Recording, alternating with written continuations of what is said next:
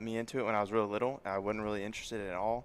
But I'd say like about freshman year is when I really like took the love for it. You know, my dad, he'd always be coming home playing in these tournaments for work. I'm like, oh, that kind of sounds fun. You know, let's go out to the range. So he'd take me out of the range, hit a few balls, and then the rest is the rest. Yeah. The rest is where I go. Yeah. So, Jaden, let's talk to you. I mean, of course, this is who I've been waiting for, folks. He's been cracking more jokes before we got started tonight. But really, where did your passion for this sport begin? So golf wasn't even an option for me because none of my family played golf before. So it started in my freshman year. I had this really good buddy of mine, and we talked together a lot every day. And I was talking to him. I was like, my mom wanted me to join a sport team in high school so I can start losing some weight, being more athletic. And I was telling him that I'm gonna start joining the tennis team at our school. And he's the most honest friend ever. He just straight up to my face and he said, "Nah, you're fat. You can't run and play tennis." Wow. Okay. So he's like, my mom is making me play golf because my brother also play golf. So why don't you come and play golf with me? So I'll take you to the range. We go to Hefner and hit some balls, see how good you are, and So we went to the range for the first time, and the feeling of hitting that flush shot, the good shot. I mean, feels great. So that's when I kind of started. Yeah. That's awesome. It's also a story on how not to let honesty deter you, but also motivate you to keep pushing. So that's great, and also great that you have a friend that you can have that kind of relationship with. So your proudest moment so far in golf, and whether it was your freshman year or what year, what has been that best moment you'd say you've had so far? The best moment I had so far is honestly this year, seeing myself on all the hard work I put myself and over the year. I can really see myself improving over the year. Just like for example, I remember back in my sophomore year, we were playing in a tournament down at Guthrie, and I shot an 81. And I went up to my coach and I said, "Coach, that was the best round I have ever played in my life." And couple weeks, probably a weeks ago, and we'll play at Lincoln Park Golf Course, a tournament at Lincoln Park Golf Course, and I shot an 81, and I felt like that's the worst golf I ever played. So it's two sides of the spectrum, but again, exactly. It meets in the middle because again, it's about how you felt, and again, you can see your growth. Exactly. So, Luke, I have to ask you the same question. So, what has been the best moment so far? I'd kind of go off that too. Like back in freshman year, like I couldn't imagine like where I am right now, or like if he saw where I was, like be crazy. I'd definitely say last year, our junior year, we missed state by one shot as a team, but I did get a buddy to make it individually with me as well. So that was pretty cool. That's pretty awesome. That was a good moment. That's awesome. So. Coach, I see your body language as you are basically nodding in agreement on their stories on that. As a coach, it has to make you feel good because that's what we're in it for.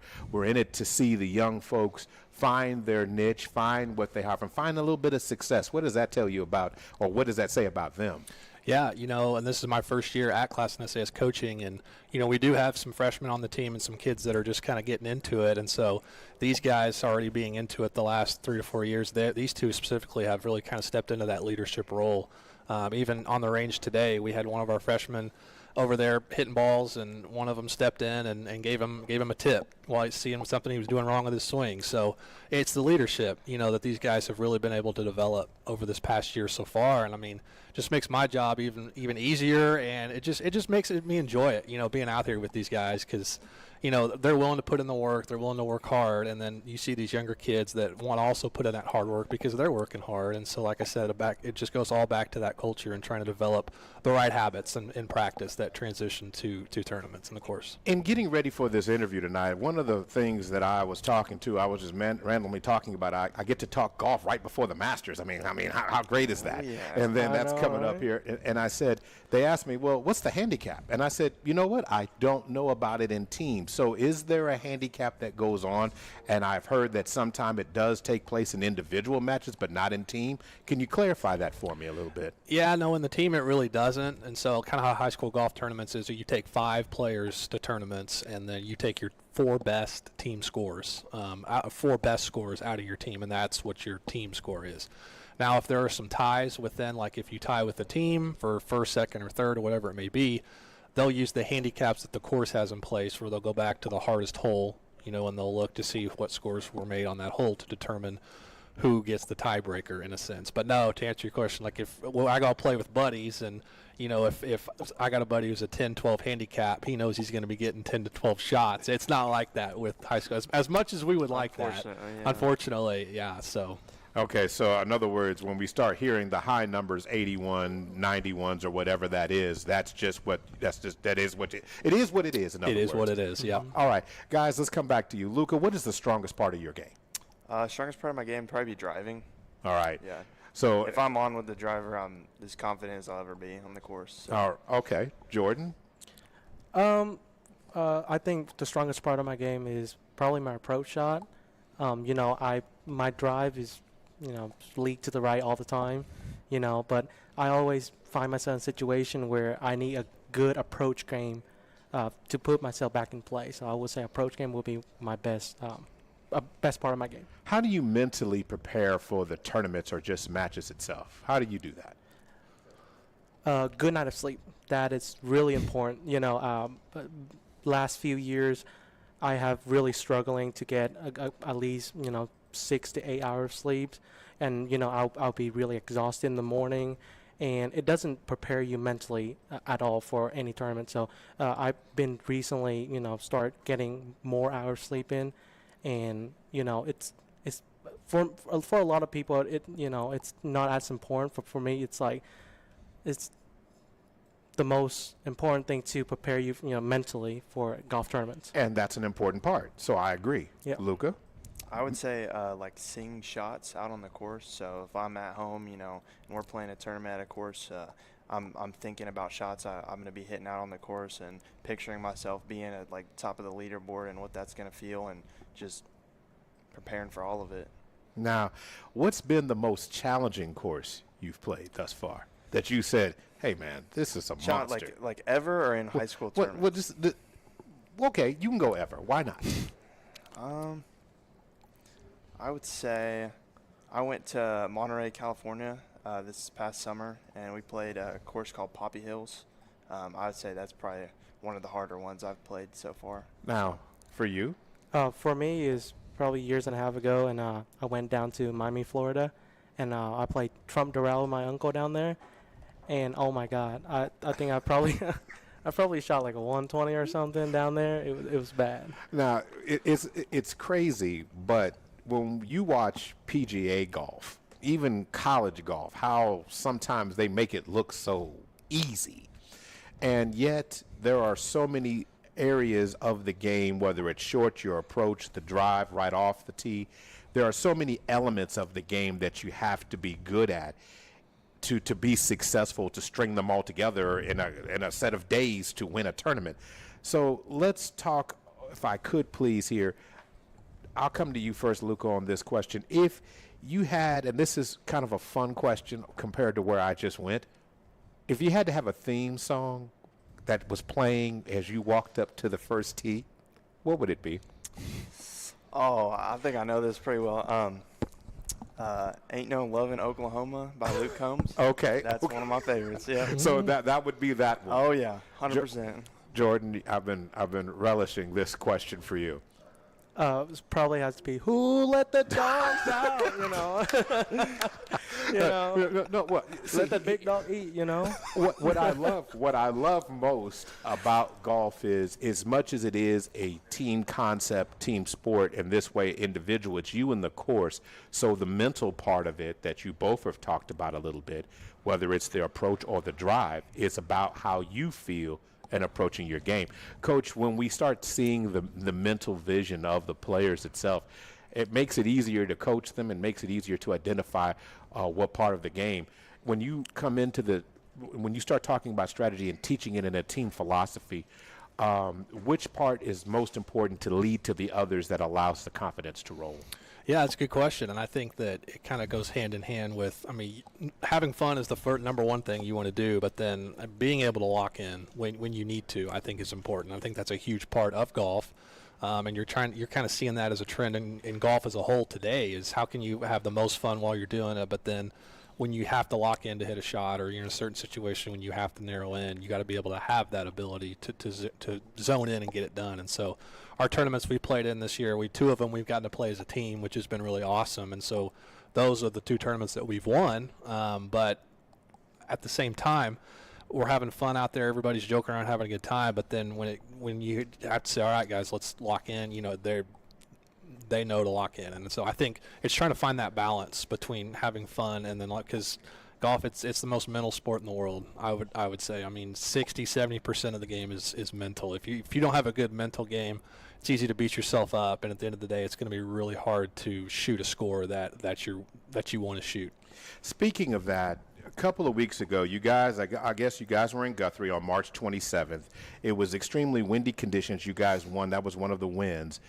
And the reason why I want to bring that up is because the mental aspect of the game comes into a major effect when elements don't fall. So, I mean, if the conditions are a little wet, if the greens are a little, there's a lot of movement, being able to see your shots. So if you have to fight in adverse conditions, Luca, what's the first thing that comes to your mind if you can remember back to that tournament? You guys are stringing a lot of games here Yeah, but what would you remember about that? I would say, like, the first thing to, like, know is that everybody's playing in those conditions. It's not just you. Like, sometimes you'll get too wrapped up in, like, oh, this is just terrible, it's awful. But, if it's windy, it's wet, we're all playing in that. So you got to accept, a bad break here and there a little more than if it was just perfect conditions. Other than that, I mean, I would just say just go out and try to have fun. Like, it's a game at the end of the day, and, like, the whole purpose is to have fun and try not to beat yourself up. Like, in progressing, Jaden, in progressing in the games from your freshman to this time now, when you face those mental challenges, how can you see your growth? Because when things don't go your way, or the ball doesn't break the way you thought it would, how are you different now from what you used to be? I used to get really mad at a shot that, I just can't believe that, Jaden. I can't believe that at all. I can't believe that you would get really mad. No, I'm just playing. Go ahead. I used to get really mad and upset of all the, the bad shot that I hit. But there's a quote by this one legend. His name is Arnold Palmer. And he said, just go up there. Do we know him? Arnold Palmer. Arnold Palmer? Do we I'm just playing. I was like, she's like, this is going really great until he doesn't know who Arnold Palmer is. The game of golf is just you go up there, you hit the ball, and then you go to the ball and hit it again. So there's. You don't have to. I mean, you already hit it, and the ball's already laying, and stay there. You can't do anything about it now. Now, if you get mad at it, get upset, it's just gonna ruin your whole entire game, the rest of the game. So you just gotta deal with it. Suck it up and go hit it again. Love that answer. If there is a PGA golfer who you see your game kind of reflecting a little bit, or a game that you see where they're part of their game you want to emulate a little bit more, who would that be? I would say, man, it's a tough question. There's a lot of them out there. I would say Rory McIlroy. Okay. And I love his. I just stole his answer. Yeah, 100%. I just stole his answer. Yeah, you did a good job there. I saw it. He's so consistent. I mean, that's the one thing that I want to, do. I mean, over the year, he has been on the PGA Tour for a decade, and he has been He recently won the Player Tour championship too. Right. And he just managed to stay so consistent over the year with, his driving, approach, putting, short game.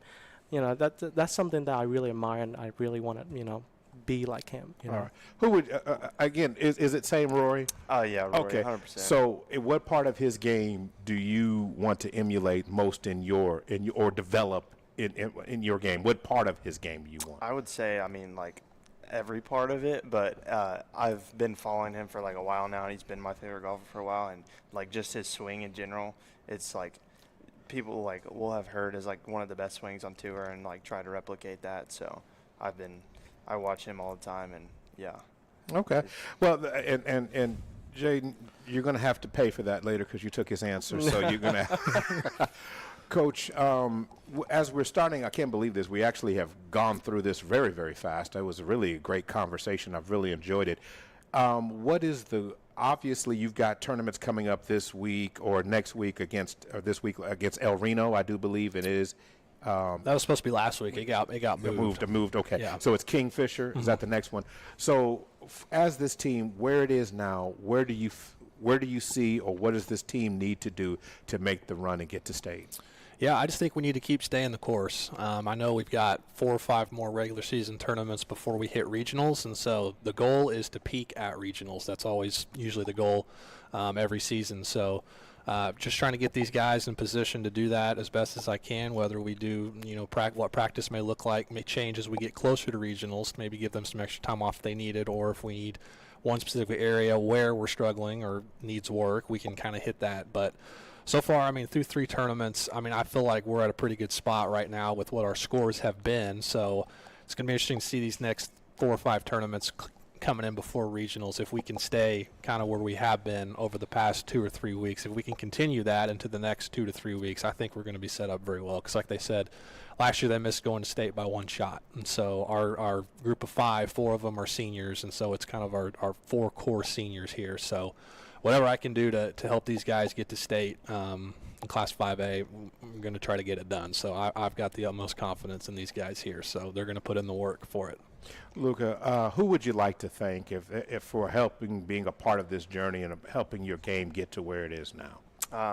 First off, I'd say my dad, my mom, always there supporting me, my grandpa. I'm going to have to stop you right there. Mom and dad have a name. Yeah, so I have to do that, because if you don't put it on tape, that's like, great, it's mom and dad. But okay, go ahead. Jamie and Jason. All right, okay. I would say them, my grandpa, for sure, and then obviously my teammates and my coach, for sure. So. All right, appreciate it. I got one more question for you, but first, Mr. J.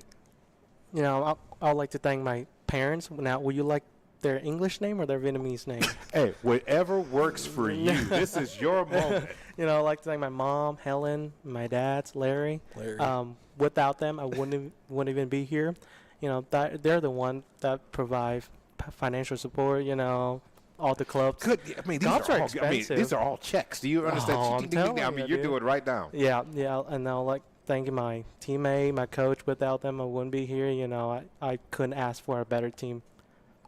Coach, of course, I got to give you a chance to make your thanks, if there are some that you would like to do. Yeah, I'd be amiss if I didn't mention Fields and Futures and kind of what they've been able to do for this year, not only for us, Class and SAS, but OKCPS as a whole with golf. They've really made golf an initiative this year, and so they've been able to come in and provide all OKCPS schools with green fees and range tokens at some of the city courses, and they're really trying to grow the game here in OKCPS, and I think that is just really awesome, because golf's one of those sports where, not only is it difficult, but it's a lifelong sport. So not only are you teaching these kids how to play golf, but you're developing a lifelong skill that they can take with them into their careers, because all the business is done on the golf course once you get past high school and college. I've heard that. There's a lot of truth to that. Some of the things that change the world happen on a golf course. Yeah. So I'd be remiss if I didn't thank Fields and Futures for all they've done for us this year so far. That's awesome. Finally, Luca, coming to you. If there's someone out there who's watching or listening who has a desire, don't know if they should really want to jump into this golf, give them a couple of pros and cons, if you would, pros of why they should consider golf as their sport. I'm going to say there's no, because I think golf's the best. But, like our coach said, you can play this sport, for your whole life. It's not, you can be competitive in it, like we are. We love competing and whatnot. But you can also just play it forever. It's not like football where, you're going to break all these parts in your body and you have to retire and whatnot. So okay. I think that in itself is just amazing. So did he miss anything, Jaden, on that in terms of advertisement for he stole half of my answer, but yeah. Yeah, okay, that's good. Again, he touche. I guess he did a good job on that. But guys, thank you so much. I hope we can come back and talk to you some more about the success a little bit later on. But this has been an outstanding interview. Oh, real quick, Masters favorites for next week. Anybody? Rory. Rory, yep. Always. Jordan Spieth. He's Okay. always been my favorite golfer. He's been Thank you. He's been in a slump, but I got to why stick with not? him. Why not Jay? Yeah, why not Jordan Spieth? That's what I was going to as well. So, guys, thank you so much. This is the Oklahoma City Public School Coaches Show. Want to thank everybody who's tuning in right now on OKC Sports Radio 105.3 and streaming live on PPBC TV. We're going to take a break, and we'll be back in just a few minutes. This is being brought to you by MetroTech Technology Centers. We will be right back, and we'll be talking tennis with Northwest Classen in just a moment.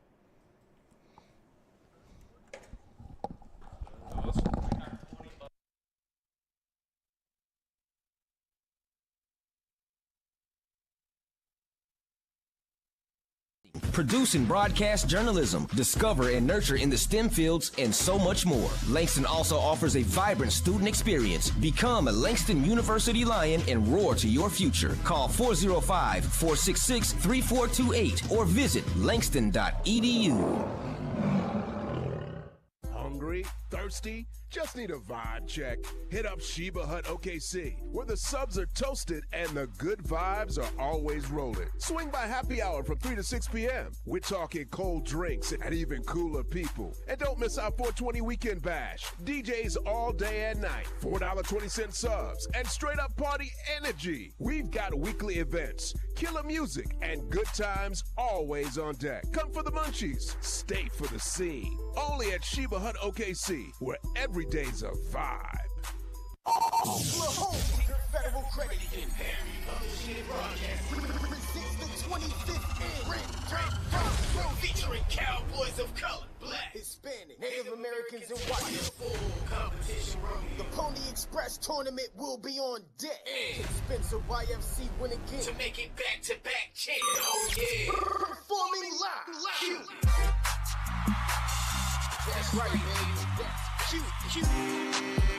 Gonna be a part of his. It will be Cupid Shovel and Flex dance in the dirt. We want everybody in the dirt so we can make a world record for the biggest Cupid Shuffle and Flex. And of course, don't forget the battle of the DJs. Power 103.5 DJ Lando Boo defends his title against Power 103.5 Danny Go. This is the last event ever at the Oklahoma State Fairgrounds Arena. Okay, so come be a part of his. And it's all going down Saturday, May 3rd at the Oklahoma State Fairgrounds Arena. Doors open at 5 p.m. Showtime at 7 p.m. Tickets starting at just $10, not including service charge. The biggest event to hit the Oklahoma State Fairgrounds Arena. Saturday, May 3rd. Get your tickets.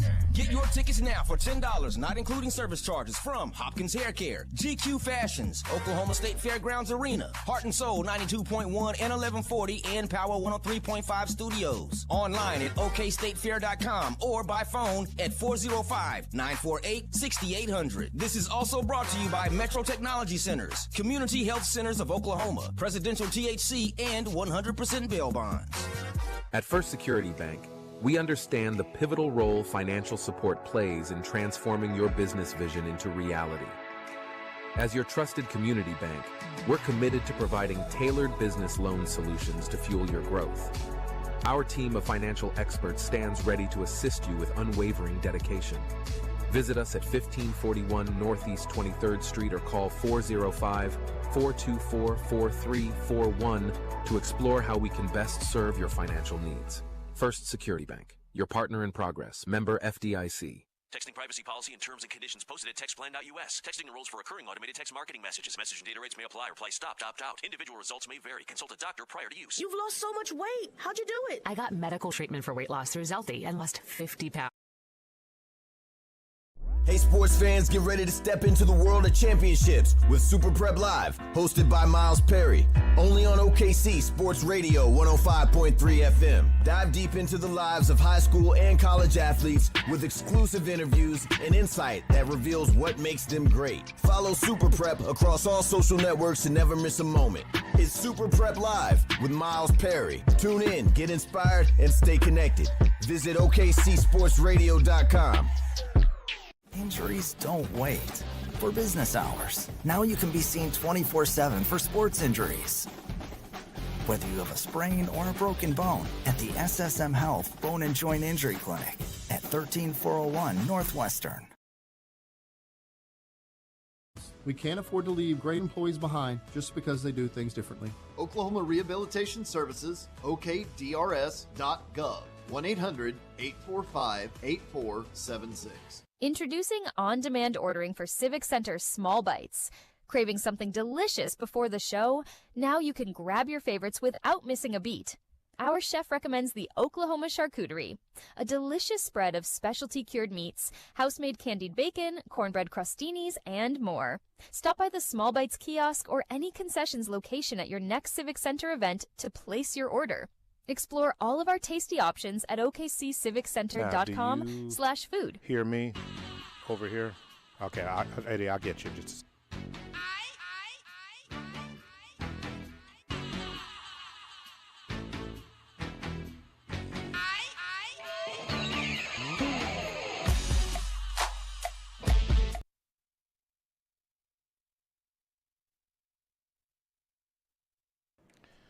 Good evening and welcome back once again to the Oklahoma City Coaches Show, Oklahoma City Public School Coaches Show, right here at River Sport OKC. Want to thank everybody for tuning in on OKC Sports Radio 105.3 and streaming live on PPBC TV. Presented by Metrotech Technology Centers, also sponsored by Dick's Sporting Goods, Bedford Photography, Groundworks, Grinmore Sneaker Boutique, All About Now Photography, TTCU Federal Credit Union, Sam's Club, and SSM Health at St. Anthony, OCCC Super Prep, and Perry Publishing and Casting Company. I am joined now at the table as we are going to now switch sports and keep the same intensity here as we're now going to talk tennis with Northwest Classen. The Knights are in the building tonight.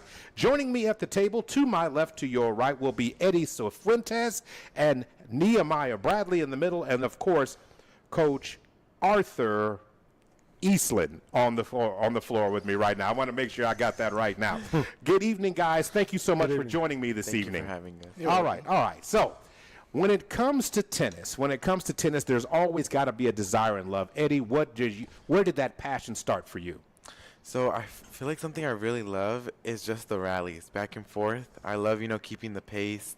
I feel like it's amazing, to have that connection with your partner. You're like, you get this side, I'll get this side. Switching is such a huge part of the game in tennis. So that's what I really love. I'm passionate about the rallies. When did it start?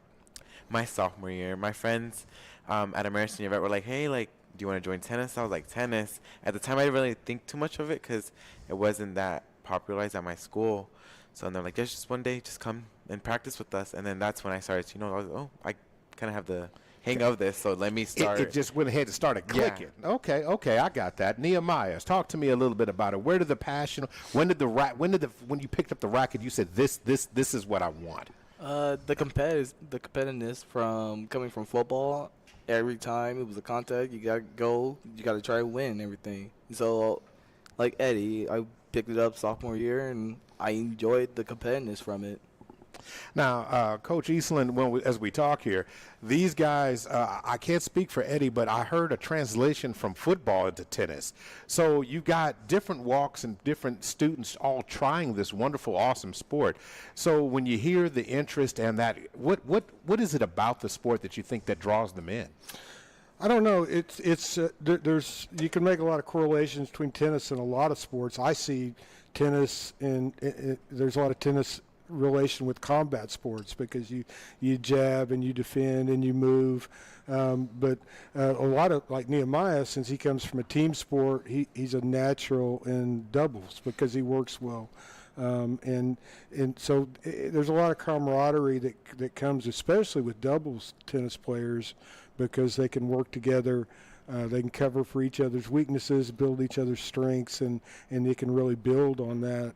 And I think that kind of draws them in to the sport. Plus, it's outside. It's nice. Usually. Yeah, this is Oklahoma we're talking about here. We've had some cold ones. But. Well, so when you start putting a team together, a singles or doubles competition, talk to me a little bit about what the philosophy is. What do you like to stress a little bit to the athletes when they are competing and getting into it? What do you want to see them do? I guess kind of a lot of mine is it could be pretty generic for a lot of sports. And I'm kind of an old guy, so I'm kind of old school. I stress, hard work. Hard work pays off, and really what I've stressed with these guys is consistency in their practice. If you're consistent in your practice, you will get better and you will see results. And when I started last year, and I think these guys have seen some results. Yeah. They've gotten a lot better at what they do, and so that's what kind of I stress. These guys they've got experience. They don't need a lot of strategy for the most part from me. They just need to work, be consistent in their work ethic, and get better at what they do to cut down on mistakes. And they can come to me if they need to, but that's what I stress with all of them, because I don't get players that grow up from 5 years old playing tennis.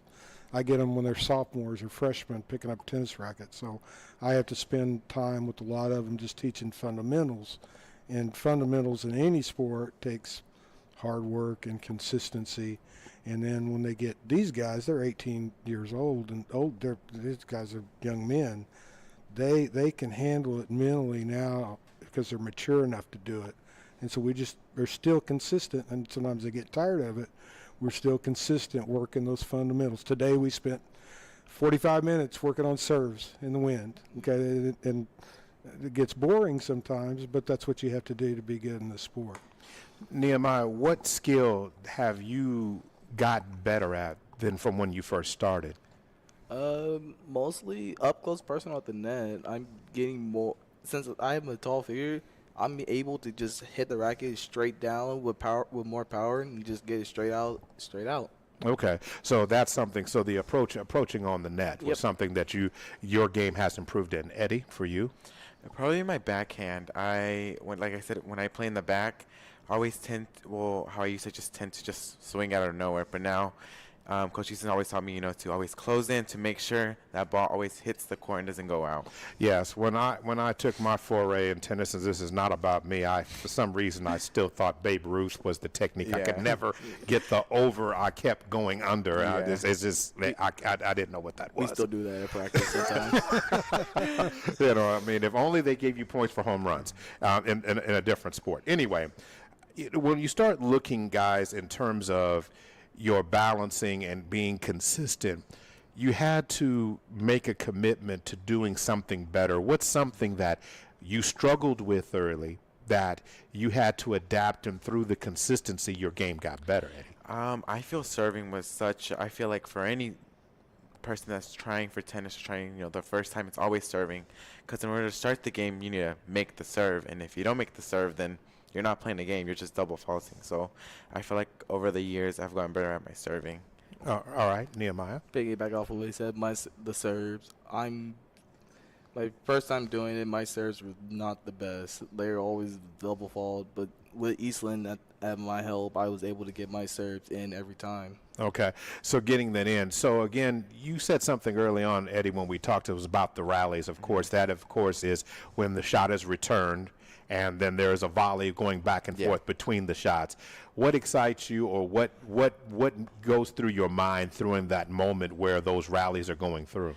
So mostly it's just communication. For example, Nehemiah is always at the front, so I'm always like, Nehemiah, you got this, and just let me know. And if you can't get it, I have your back, because I play well in the back mostly. So it's always about, I have to get this, and I know he has my back and I have his. Okay, so in a doubles match, you're speaking of that, where one player is basically diagonally set or sometimes stacked depending on situation and circumstances in attacking.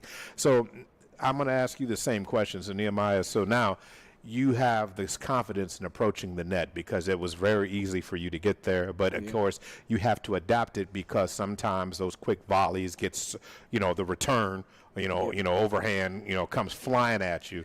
What goes through your mind, and how did you overcome that to become confident in that? Mostly relying on Eddie. Like if the ball's coming fast to me and I couldn't get it in time, I know I have Eddie in the back just to be able to return to keep it in play. And if he gets it over and they hit it lightly, I can just get it. I can just smack down and get it straight out.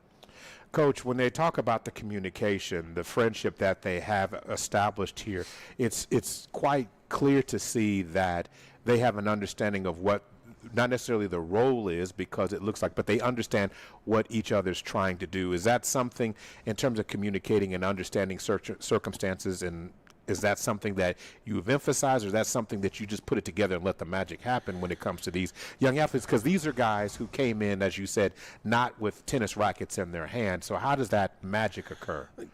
You can talk to them about it, and we put them in situations and practice a lot to try to simulate it. But you're right. Ultimately, it takes playing, and ultimately it takes playing against people you don't know to really develop that. These guys did a fantastic job because they haven't been playing together. They started as a team, in March. We were practicing obviously together. They had different partners last year. And then because of some changes, his partner went up to play singles and some other things. And so they came together really quickly, and probably because of their experience. And so because their experience with that, they could recognize the biggest thing, I think, in being a good doubles partner is not recognizing your partner's strength, but recognizing your partner's weakness and not putting your partner in a position where you're exposing their weakness. That's the biggest thing in being a good doubles partner. And these guys, they picked it up from the first tournament on and worked really well together and have done that. That's why I'm really proud of them that they've done it. And they come from, obviously, they're very different personalities. We got student body president here, we got a football player here, and their personalities are very different. When they get on that court, they work, and I'm really proud of them. They work as they're one unit. Okay. Awesome. It's awesome to watch that. Eddie, what was the match, would you have said, that you guys have taken on this year, or that moment where you knew that, okay, me and Nehemiah, we have an understanding of what's going on here? What was that moment? I feel like it's ACAC. I believe it was last Friday or 2 Fridays ago, and we went up against Southeast, and we went to super tiebreaker. So on that point on, I were like, you know what? Let's drop off all the mistakes and let's pick it up and just start getting the points. And I feel from that on, it felt so good, communicating, talking with each other, saying like, hey, just shake it off, it's just a point. And one thing that Coach Houston always tells us is 1 point at a time. That's how you're supposed to get, to win. That's a lesson in life too, is just 1 point at a time. You got to get back in it. So Nehemiah, talk to me about the hardware that you guys got on these medals. Talk to me about what blood, sweat, and tears went into these. A lot of practice. Eastland makes us run half a mile to get our bodies in shape for tournaments and duels, everything. And like he said, we did do serves today because we have a tournament upcoming tomorrow. But if we don't have like a duel or a tournament, we usually just do front hands and back hands, right, Eastland? Mm-hmm. And once we get done with that, we play like a little king of the court. So it'll be me and Eddie versus our other doubles or our singles, just so we can get our technique down and placements of where the ball is at. Okay, so those medals came from what tournament, or is it just something? Yeah, because I see ACAC on it. It was our ACAC tournament. And like Eddie said, that was our Southeast tournament, the Southeast match. That was a stressful match for me because it was my first. It was like the second time I'm playing ACAC against Southeast, but the second time I had Eddie to rely on the back, and this is like our first tournament that we had to go to, and we did good for our first tournament, right? Yeah, it was in our invitationals. Okay. We hosted it. All right. Well, those are moments that are going to continue to grow, and you're going to go. So you guys, don't you play against Putnam City North tomorrow? Is it the 8th? Is that? No, we go to the PC North tournament tomorrow. Or tomorrow. And then you have another one right after that. Is that Harding Fine Arts the 9th? We play Harding Fine Arts in a match the 9th, and we play Midwest City the next day in a match, and then we have the Northwest Classic Invitational. Okay. On Saturday at the OKC Tennis Center. All right. So when we start talking about this, you guys ended up finishing runner-up in the 2025 ACAC tournament. Best moment, or the moment that you guys would like to, have your second bite at the apple, and you might get that, but what was that moment? Maybe beating Southeast. They're I feel How like intense is that? It was really because intense. I'm watching your guys' face. You're like, yeah, Southeast. No, Like, yeah. Okay, go ahead. Whenever you're playing, right, it's a quiet sport. No one's yelling. No one's, like, woohoo, It's all about concentrating on the point. But, once you have that mindset, like, oh, I have to, win this. But I feel like once we go to super tiebreaker, it gets nerve-wracking. So I feel like that, is a memory that I forever will cherish. All right, okay. So you're saying you're being nice about it. And you said there's not any intensity in the room. I mean, I've watched my fair share of matches, and everybody's cordial. I mean, there's not any just heckling as you get at football games. Yeah. So I understand that. But Nehemiah, you come from a different sport, so you know exactly what. So I mean, did you walk in? Did you feel the ground? I mean, was it that quiet? I mean, when you saw Southeast across from you, was there a little bit of buzz or something? You like, okay, here we go. Come on, tell me the truth. It was. Well, we were literally waiting for their match to be done. But as soon as that, we just warmed up a little bit and just kept going. Our first set, it was okay. We did good. Our second set, we lost that one, but we went to a super tiebreaker. Okay. When that super tiebreaker hit, I was shaking in my boots a little bit. Like, I can get this. I can get my serves in if I want to. I just need to focus, have Eastland in the distance, watching, helping, and everything. Yes. And rely on Eddie. And there was that one match. It was our last point. The ball nearly missed Eddie, and Eddie won us the game off of that. Oh, okay, all right. So that's okay. So I like how you put Coach Eastland in the Jedi mindset. He's sitting there. He's like, I am with you. The Force is with you. I'm just playing. I just have to get that. But and Eddie, you are so professional. I love how you answer the questions. But there is a little bit of trash at tennis matches. You just being real nice, Maybe making it professional. It's always in the head, Yeah. Well, you know what it is? You're blocking it out. Mm-hmm. So you're not like, I want no part of this. You want to talk to me? Go ahead and serve. Let's see how this goes. I'm not like that. No. Well, here's the thing. Sports is supposed to be fun, first of all, and you guys clearly are having that. It's supposed to be some camaraderie. You guys clearly have that. Coach, we're starting to run out of time a little bit today, but for these two individuals, and I don't want to say an odd match because it's the perfect match for them, but these are two guys who had the desire to work together and try something new. For someone who does not know if tennis is theirs or not, what would you say to them? I would say give it a try.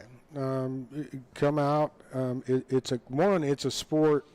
Unlike some of the others, like I played, or like football, like Nehemiah played, it's a sport you can play for most of the rest of your life. It's good for you. It's good cardio. Gets you moving, gets you outside. You can make a lot of friends through tennis, and so it's a good sport to start while you're in high school, and it's something you can continue on as you finish your high school days and onward. So and stay fairly competitive at it from that point on, and have a good time. So I think it's a good lifetime sport for people to start. Nehemiah, who would you like to thank who has been a part of your game coming to this? I'd really like to know the guy who said, yeah, you went from football. Yeah, tennis, that's your next move. Normally it's wrestling. They want you to do basketball. They want you to do this. But tennis is a little bit more strategic, which is interesting to me. Footwork goes really well with that. They talk about that in football. But who would you like to thank? There was a lot I got to thank. For one, my parents. Okay, now you got to say, first of all, don't say mom and dad. You got to say their names, okay? Don't do that. Jonathan and Passion Bradley. All right. They pushed me to my limits and everything to keep going. Eastland for encouraging me to do this and keep going. And my cousin Jigga, because I never would have picked up a racket if it wasn't because of him. Okay, that's awesome. That's awesome. We're going to get you, Coach, just your first name on a sweatshirt, because that's what Eastland. Okay. That's how he makes you sound. Because like this is the great Oracle Eastland. Okay, go ahead, Eddie. Well, my mom, Ismelda, and my dad, Elmer, they have supported me in everything. Even outside of tennis, they have supported me in every decision I take. And obviously, Coach Eastland, without him, we wouldn't have picked up these techniques. And my friends at American Yvette for encouraging me to join, because if they didn't encourage me, then I wouldn't be here. Coach, go ahead. Can I think one more? We would be remiss without thanking the First Serve organization that helps the Oklahoma City Schools tennis programs. They provide us with tennis rackets, practice balls. Shoes. They do clinics for our kids, all kinds of things. We couldn't do what we do without First Serve.